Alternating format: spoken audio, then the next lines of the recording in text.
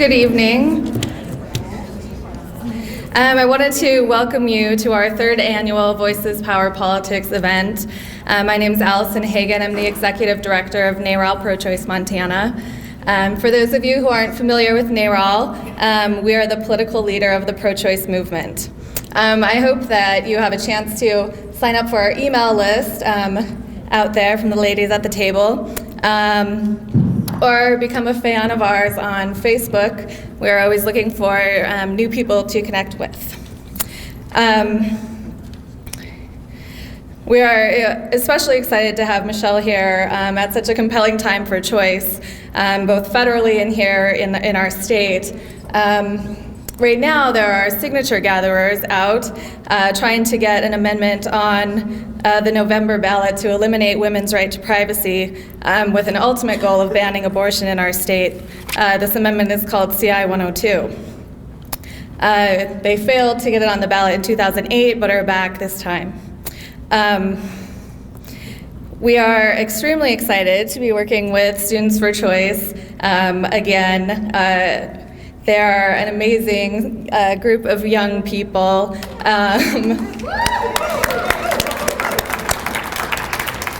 And are always ready whenever we need extra help to make phone calls, to do lobbying to our local legislators and to our federal delegation. Totally sprang into action for us when the Stupak-Pitts amendment passed in the U.S. House of Representatives. Federal health care reform bill, which was a total abortion coverage ban in the new healthcare system. Our students, rose to action, made hundreds of phone calls, and stood out on the Higgins Bridge with some other allies to raise awareness about the issue. I want to particularly acknowledge Daniel Veland, who's been our campus organizer this year.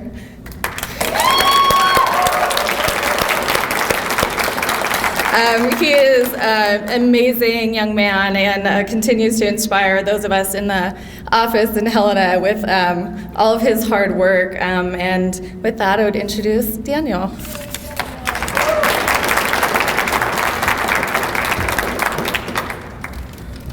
Well, with an introduction like that. Hi everyone, I'm Daniel Veland, and I'm the campus organizer for University of Montana Students for Choice, and I want to thank all of you for coming. I'd also like to thank NARAL Pro-Choice Montana, our co-sponsor, as well as Penguin Press for pre-releasing some soft-cover copies of the Means of Reproduction that are available out in the lobby. And also, finally, of course, I'd like to thank Michelle Goldberg for coming and speaking. Michelle Goldberg is a New York Times best-selling journalist who has written for a host of publications, including The Guardian, Rolling Stone, and The Nation. Her book, The Means of Reproduction, won the 2008 J. Anthony Lucas Work in Progress Award.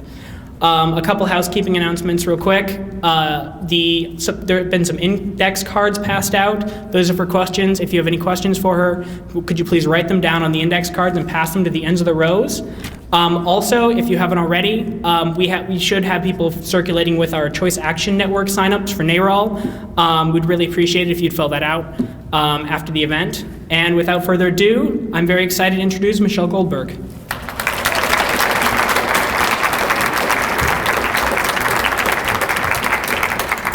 Hey, so thank you all so much for coming out. I'm especially happy to see so many people who are younger than me, so many students, because usually when I go out and talk, one of the first questions people ask me is how come young people seem to not be as involved as previous generations, and how come young people seem to take these rights for granted. And so it's wonderful to meet young people who don't take these rights for granted, even though I understand why they and why we do to a certain extent. I was lucky enough to be born after Roe versus Wade. I grew up with legal abortion being something that I could take for granted. Although I've been involved in the pro-choice movement my entire adult life, and even before my adult life, my earliest political experiences were doing clinic defense in Buffalo, New York, before homeroom, when Operation Rescue came to town and tried to shut down all of the clinics in that city. And I used to stand there with signs with a coat hanger and a cross through it. But unsafe abortion for me was something really abstract. Even no matter how much I believed in this issue, I could never really experience it viscerally like some of the older doctors that I talk to who tell me about times when they've worked in Los Angeles and spent the whole night dealing with the victims of botched abortions, burying them under blankets covered with ice to try to reduce deadly fevers. It was only when I started this new book that I really came face to face with a reality that we've been spared. My new book, The Means of Reproduction, is about the global battle over reproductive rights. And whenever I tell people that, they usually have no idea what I'm talking about, because we're so used to thinking about abortion and reproductive rights and the whole host of kind of culture war issues as quintessentially American. It's America always seems to be an exception, that our politics are always seized by these issues, while Europe and Canada and Japan seems to, somehow manage to get on with things without refighting this battle over and over and over again.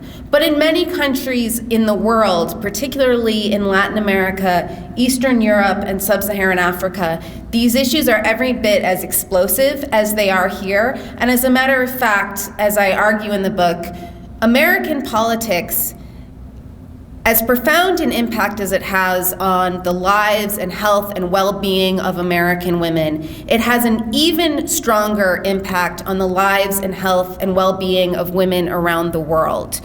We see some erosion around the edges, and if you're a poor woman in this country, more than around the edges.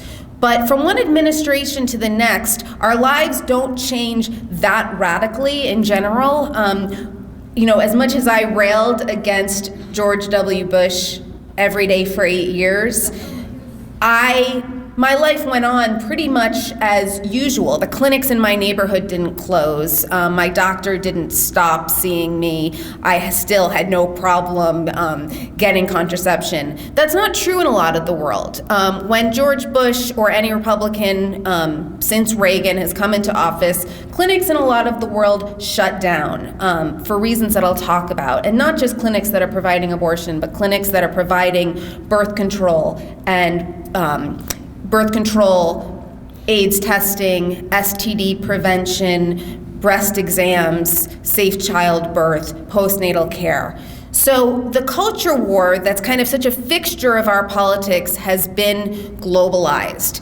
And I'm going to start, I guess, by telling you about something that's just recently happened in Nicaragua that highlights for me what happens when women's rights and women's lives are considered secondary to the fetuses that they carry.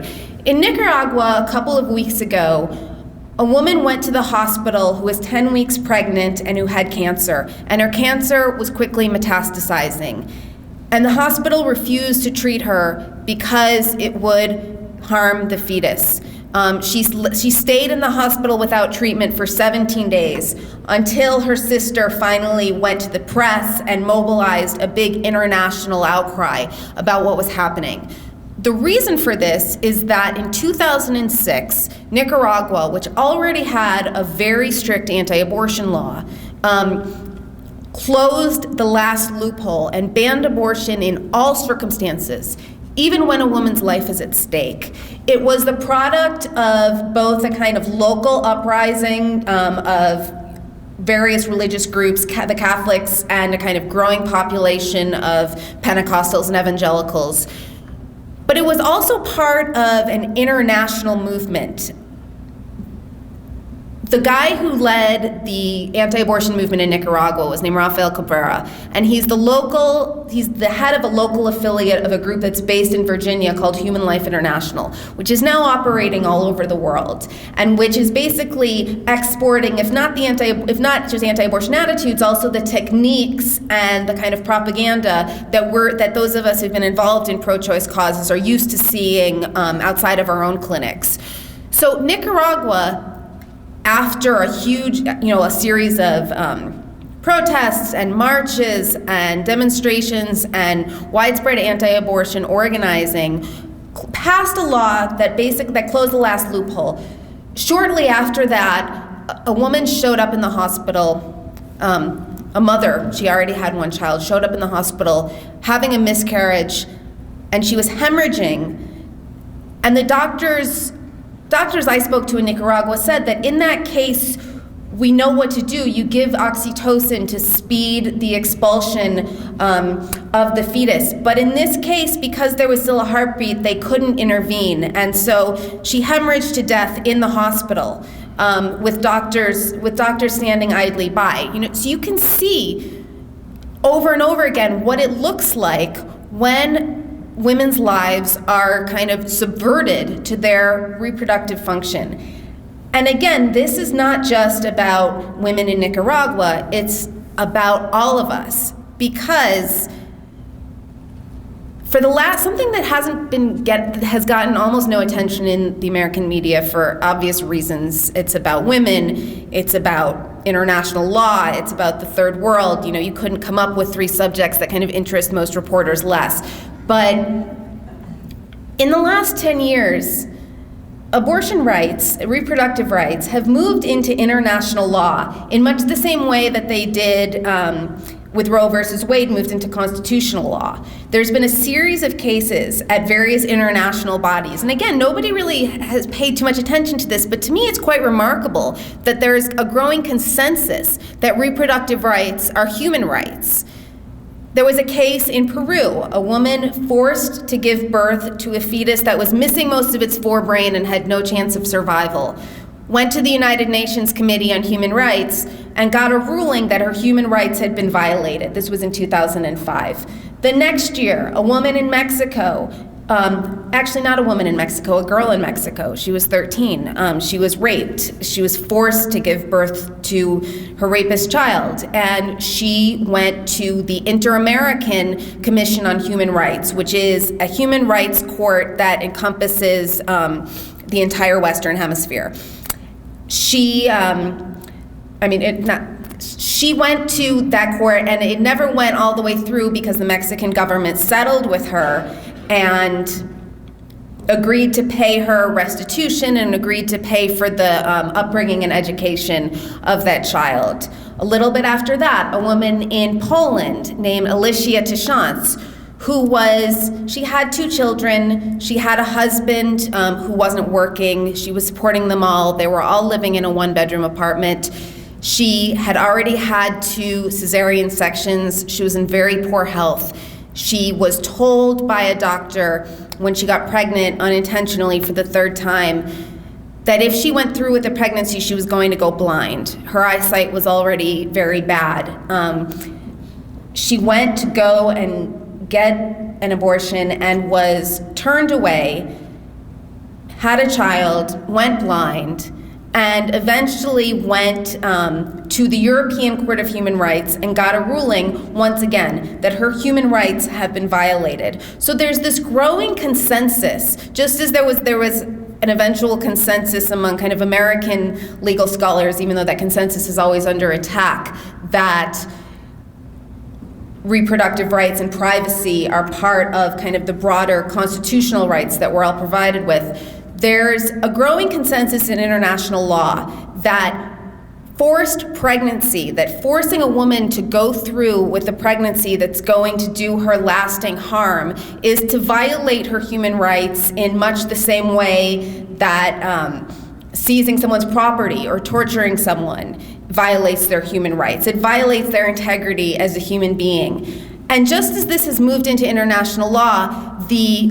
backlash, just as we saw, kind of anti-abortion movement spring to life in the aftermath of Roe versus Wade, there's something similar happening worldwide. Increasingly, you'll see American-style anti-abortion movements in countries as diverse as Kenya and Uganda and Ethiopia and Nicaragua and Chile, all throughout Latin America. Just recently, actually, Nicaragua was not even the most recent country to have passed a total abortion ban. The Dominican Republic did it just a couple of months ago. There's building pressure both in Latin America and in sub-Saharan Africa, using, again, many of the same techniques that we're familiar with. Ethiopia is a country, I mean, Ethiopia is synonymous in many people's minds with, kind of poverty and desolation, even though it's actually a surprisingly gorgeous country. It's also a country with staggeringly high maternal mortality. And so much of that maternal mortality in the cities, as much as 1/3 of it, comes from botched abortions. And to go to a hospital in Addis Ababa is to see something perhaps akin to what doctors used to see in Los Angeles or New York when they were working, the midnight shifts. Doctors have told me, doctors in OBGYN wards tell me they spend most of their time dealing with botched abortions. You can only imagine the toll that that's taking on these health services. So Ethiopia came very close to liberalizing its abortion law a couple of years ago, and in response, all of a sudden, there was an uprising that kind of took a lot of Ethiopian feminists and Ethiopian healthcare workers by surprise, because it didn't seem to come from the groups that they were familiar with. There was the same kind of bloody fetus posters that you're familiar with from American clinics, and the language was English, not Amharic. So you can imagine where they came from.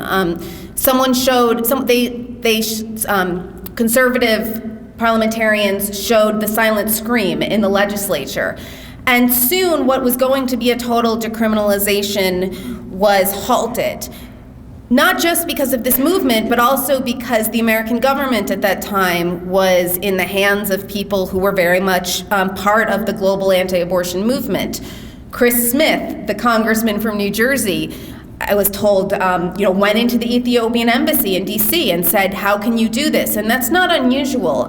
When Uruguay was on the verge of when Uruguay was contemplating liberalizing its abortion law, Chris Smith and several other congressmen faxed every single member of the Uruguayan legislature, urging them not to do that. And when Republicans are in power,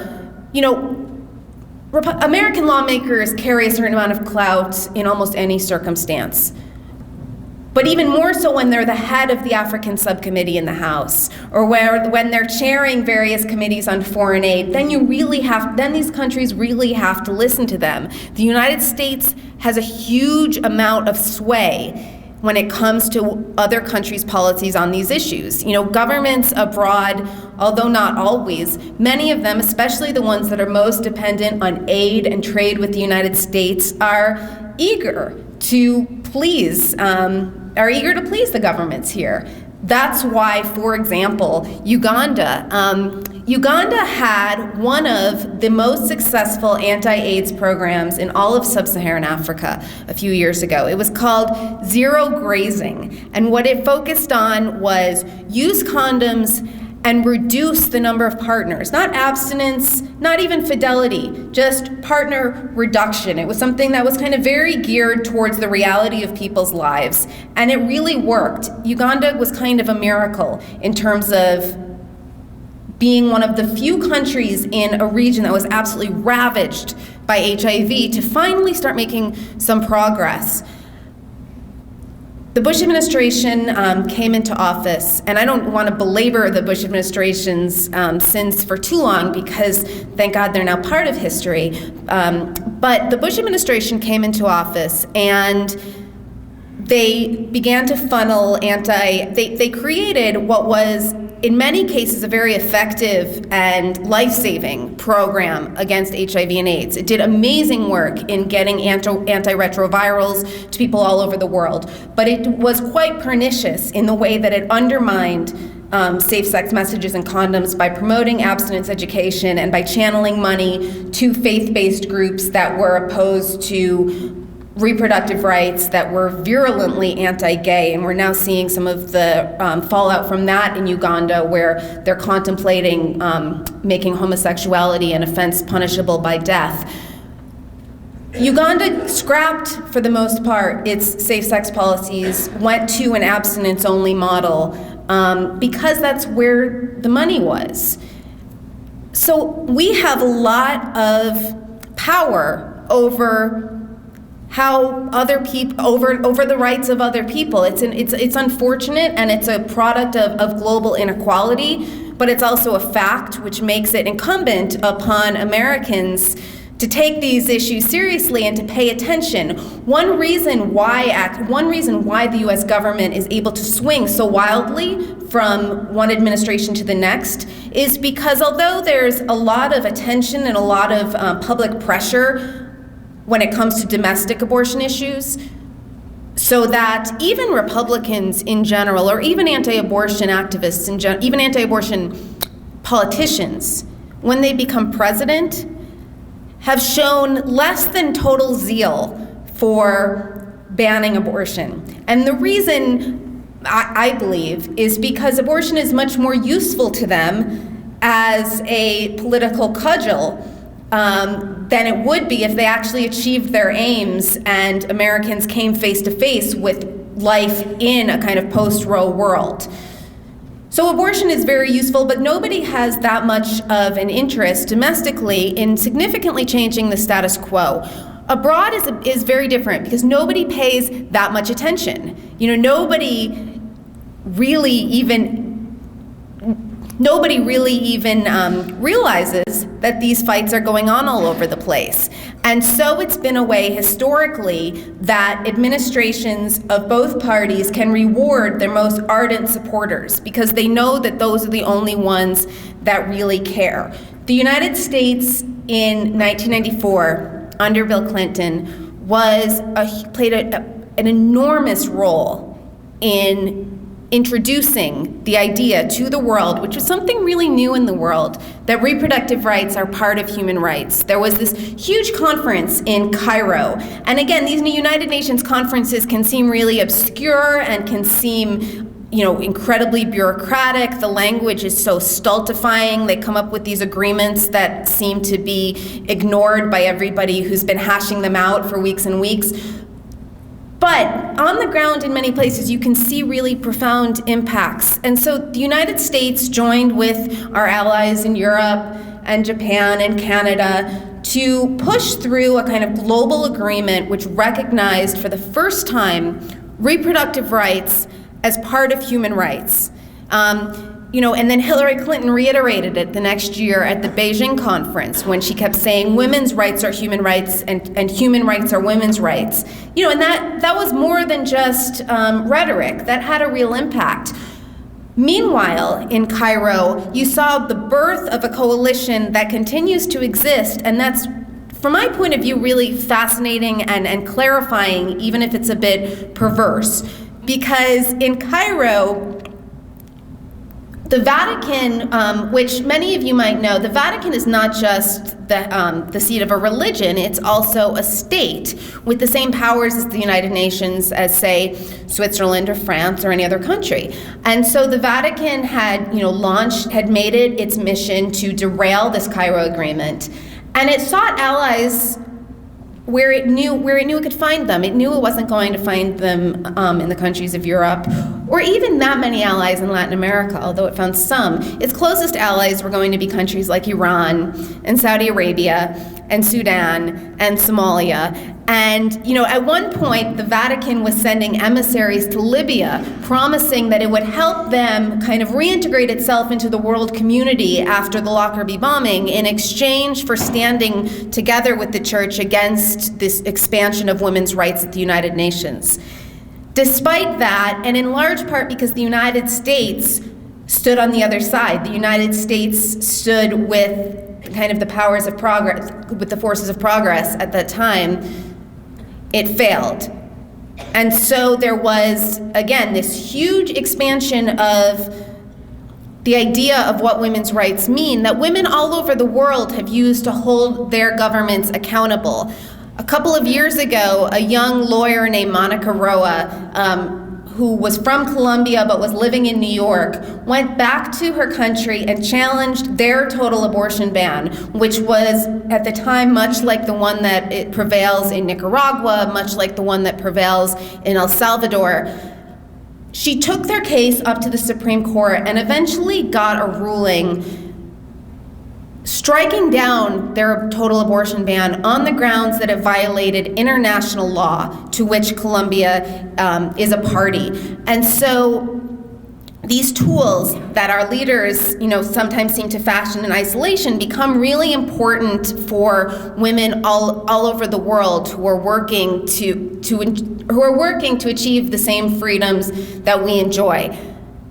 But of course, those freedoms, even as they struggle for them around the world, are under constant attack here at home, and it's often much harder to mobilize people against a kind of slow war of attrition than it is against, sudden appalling attacks like what you see in Nicaragua.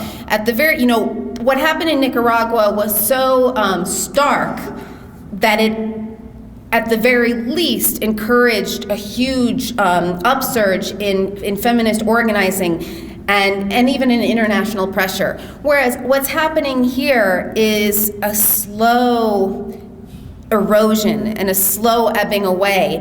One that if you live, where I live in New York City, it's almost as if it's not happening, because, if it's kind of only the women who are farthest away from the centers of power, both geographically and economically, that are really feeling what it is like to lose the ability to end an unwanted pregnancy. The stories that are always the most harrowing to me are those of women whose wanted pregnancies went horribly awry. And those are the women actually who are finding themselves the most disenfranchised. Often late-term abortion is spoken about as the kind of one thing that, even if I might be pro-choice, but of course I'm against that. It was why Dr. Tiller, who was murdered last year, was so isolated, because it's gruesome, and who wants to contemplate this? And all of us, myself included, have seen, have cooed over our friends' ultrasound pictures and feel uncomfortable and, have an ambivalence and think that even if it should be legal, we don't want to think about that part of it. And yet, the women who are going to Dr. Tiller aren't people who changed their minds in the 6 months of pregnancy. They're people who had, kind of horrible medical circumstances that any of us could find ourselves in. I was talking to some of the students for choice before we started, and we were kind of sharing stories about all of us have met either doctors or clinic directors who tell us that often a woman who comes to them will explain as she's getting her procedure done that she's pro-life. She believes abortion is wrong, but her circumstance is exceptional. And every woman's circumstance, when it's your own life, is exceptional. Shortly, we're going to have healthcare reform in this country. And, well, God willing, we'll have healthcare reform in this country. And there's this poison pill built into healthcare reform, which is somewhat tragic because it is, in many cases, pro-choice feminists that did the legwork that got this administration elected and got this Democratic Congress elected. And what's going to happen when healthcare reform passes, most likely, if the Stupak bill or even the slightly watered down Nelson Amendment in the Senate, it sounds a little obscure. And that's the thing about all of this, is that it sounds like these kind of bureaucratic technicalities until you find out that it's your life that has been upended by a change that you weren't paying that much attention to. In what happened with the Stupak and the Nelson Amendment is that they basically say that no government money, no government subsidy can purchase any insurance policy that covers abortion. So what does that mean? That means that these exchanges are going to kind of create massive subsidies for many, many Americans who can't afford the cost of a policy. And in order to be able to access them, they are going to, policies are going to have an incentive to stop covering abortion. Right now, most of them do. Right now, most health insurance policies cover abortion. After either of these amendments, most experts say that abortion coverage in health, that health insurance coverage for abortion is going to be a thing of the past. And again, it's one of these things that if you are a middle-class woman who's like, if you have having a first trimester abortion, it might seem like it's not going to affect you that much. You're talking $400 and $450. For a poor woman, that's catastrophic, but it's also catastrophic, again, for a middle-class woman who discovers that her fetus is missing most of its forebrain, like the woman in Peru, or who discovers that her fetus has no chance of survival outside the womb. And the deep perversity of these laws, and the reason that the reason that I think the term pro-life is so misleading is because there is in Stupak and Nelson and all these amendments, there is no exemption. There's an exemption if you're going to die, but that's it. The thing is, we know nobody likes abortion, right? And we know how to bring down abortion rates. There's probably no more effective anti-abortion organization on earth than Planned Parenthood. And so the final lesson that I found traveling around the world, and reporting this book took me to Ethiopia, to Uganda, to Kenya, to India, to Poland, to Nicaragua.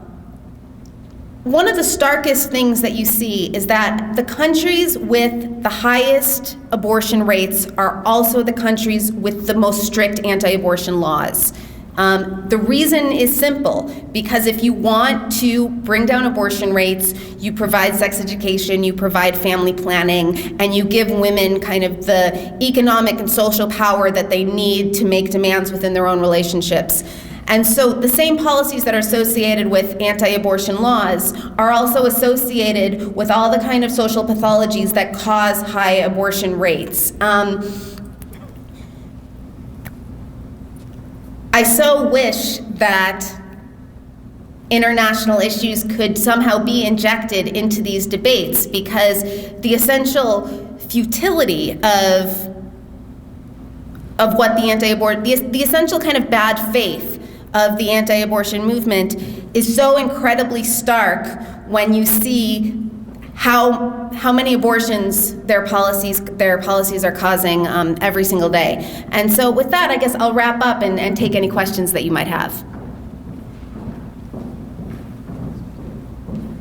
So we're going to take questions now, if you guys want to do it at each microphone. And if you want to pass your questions up to the ladies that are going to be at each microphone. And I'm also going to pass around 2 baskets for our Students for Choice, who spent a lot of money to put on this wonderful event for us. So if you have $1 or $2 to contribute, I think they would greatly appreciate that. So thanks.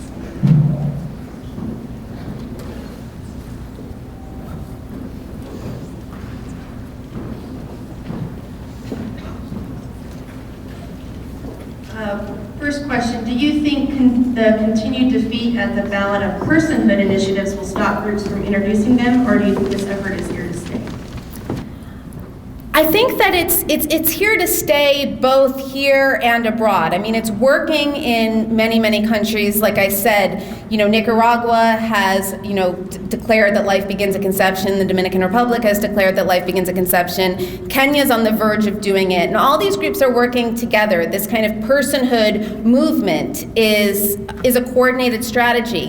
And I don't totally understand it in the United States, because they seem to be begging a challenge of Roe versus Wade. They're begging a Supreme Court challenge, even though they don't have the numbers on the Supreme Court to overturn Roe versus Wade. And so I know they're saying that they're just going to keep doing it and doing it and doing it until it passes. That doesn't seem like a good strategy to me. I don't see how you keep a movement alive by futility and failure. But that is very much the strategy right now, and it's not just in Montana. It's all over. There's going to be ballot initiatives in many states in 2010 and 2012. The one place where it is really effective, and the one reason why it does why it's not kind of completely counterproductive from their point of view, is that churches, which are some of the kind of most important political organizations in this country, and certainly the most the most important in terms of kind of aggregating people and mobilizing people, they can't really get involved directly in politics. They're not allowed to say they can get their tax exempt status revoked when they urge people to, vote for the Democrats or the Republicans, but they can do a huge amount of mobilization around ballot initiatives. They can do voter registration, they can do, get out the vote work, and so it's very useful to basically, these things not just mobilize people individually, but allow the churches to play a much bigger role in electioneering.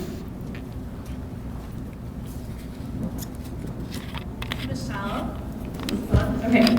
You stated that mainstream conservative politicians aren't interested in true bans on reproductive rights. It's simply a political stance. Really? Well, I think that when it comes at the presidential level, yes. I mean, certainly I believe that many, Jim Thune, and there's Thune and DeMint and many of the increasingly kind of zealous social conservatives in Congress are serious about wanting to ban abortion. And something I think has become clear even just in the last couple of years is that the Republican Party is becoming ever more ideological and ever more kind of convinced of its own majority. There's this belief, completely belied by all the evidence, that they represent a silent majority that's, just waiting to kind of overthrow the tyranny, the liberal tyranny that they're currently subjected to. But over and over again, Republican presidents have campaigned against abortion, and then they've done very little once they got to the White House. They'll do things around the edges, and they'll do a lot abroad. They'll cut off funding, they'll send anti-abortion delegations to various UN meetings, but they don't make a big show of trying to outlaw abortion in the United States, because the American people in general don't want it. Even if Americans are mostly pretty ambivalent about abortion itself, and will often declare themselves pro-life because they don't like abortion. They don't want it to be illegal. And if they really saw what illegal abortion looked like, I think that pro-life numbers would drop precipitously. So, that's why Reagan, actually, when I was researching the book, Reagan, made all these promises to the anti-abortion movement and then did nothing for them. And it was an attempt by his administration to win some of them over before the 1984 election that led to the Mexico City policy, which we know as the global gag rule, that cut off funding to family planning clinics all over the world. Other than abortion bans, what are some of the worst forms of gender discrimination did you encounter during the research? Well, I mean, there's so many.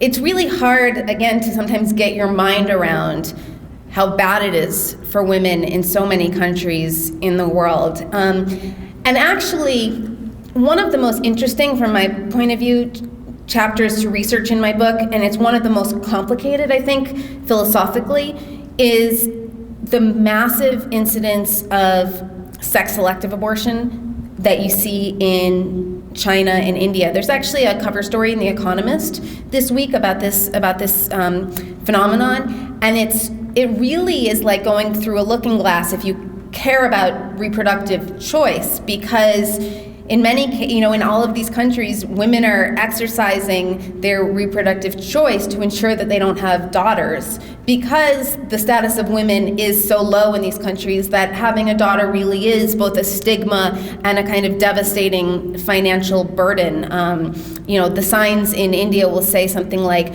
spend 5,000 rupees now, save 50,000 rupees later.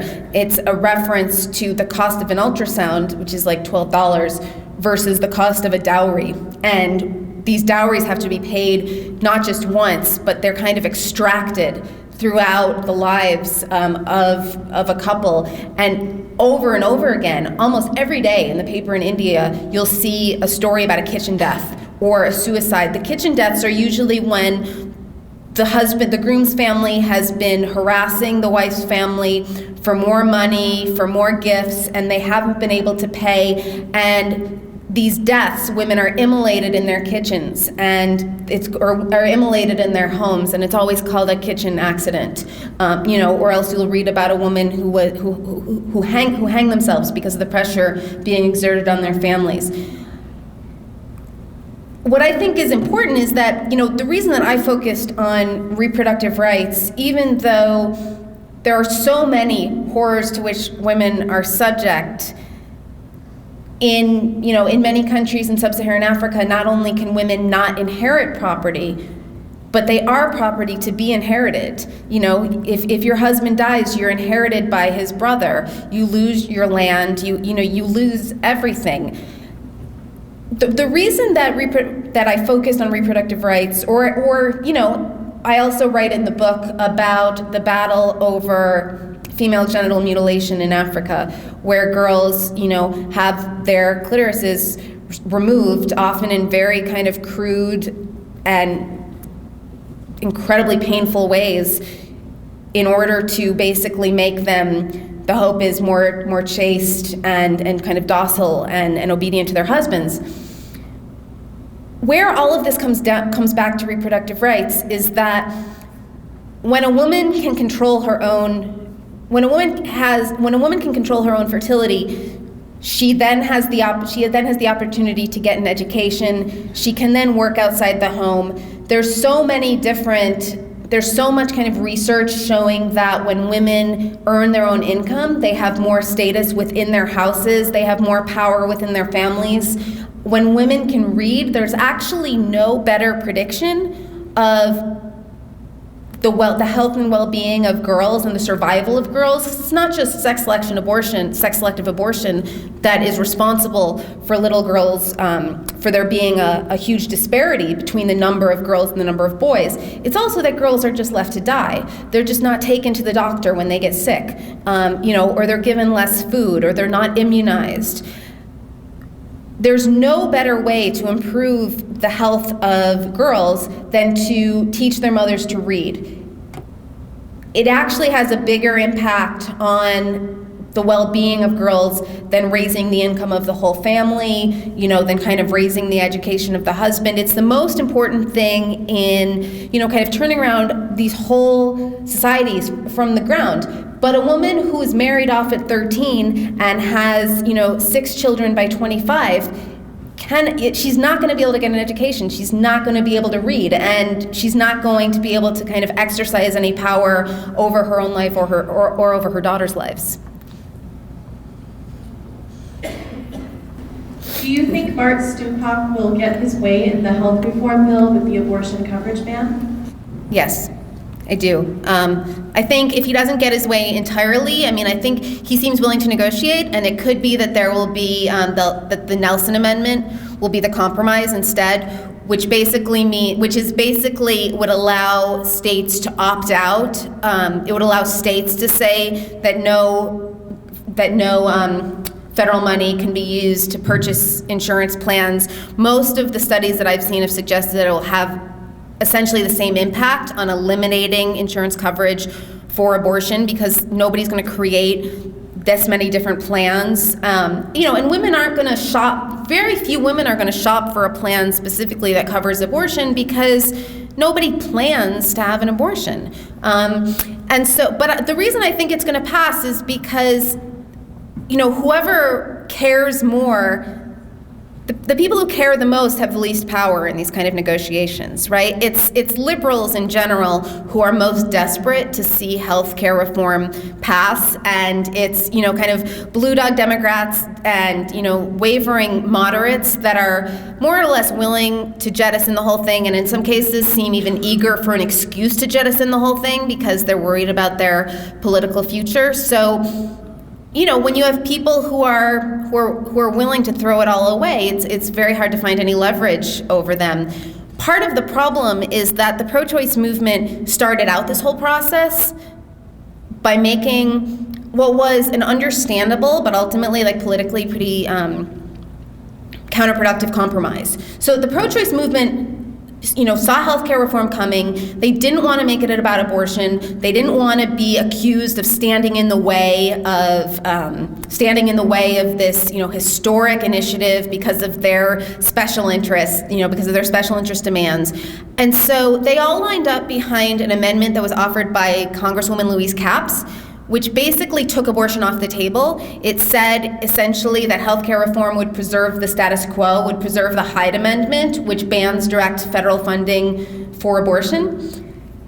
By starting off with the status quo, although it was, again, understandable, it meant that there was nowhere to go but down once kind of negotiations and horse trading started, whereas it's at least conceivable that if they had started out with greater demands, then the status quo could have been the compromise. How do you see the widespread use of misoprostol in countries with restrictive abortion laws impacting the debate? It's had a huge impact in Latin America. It's not so much that it doesn't so much affect the debate as it just affects the reality. And it also has something of the same impact that just the kind of preservation of Roe versus Wade has in the United States, and that for a lot of people, especially women who know the system and who know what to ask for, it takes away some of the urgency. Now, misoprostol is basically a medicine. It's one of the two drugs used in RU 486, but it's also an ulcer medicine. And in a lot of countries in Latin America, you can buy it over the counter if you ask, or you can, you know, go to tell the pharmacist that you have an ulcer and you can get these pills and you take them, and it has a pretty good, it not just has a pretty good success rate on its own, but even when it doesn't completely work, it mimics a miscarriage to the point where doctors can't tell. You know, so when I was in a hospital in Managua and the doctor said, okay, you know, there's 12 women with miscarriages here today. I'm positive that 6 of them took misoprostol, but you know, they can't prove it, and they have no interest in proving it. And so it allows a kind of loophole. It's one reason why Latin America has much lower maternal mortality from botched abortions than Africa, where there's far worse access to misoprostol.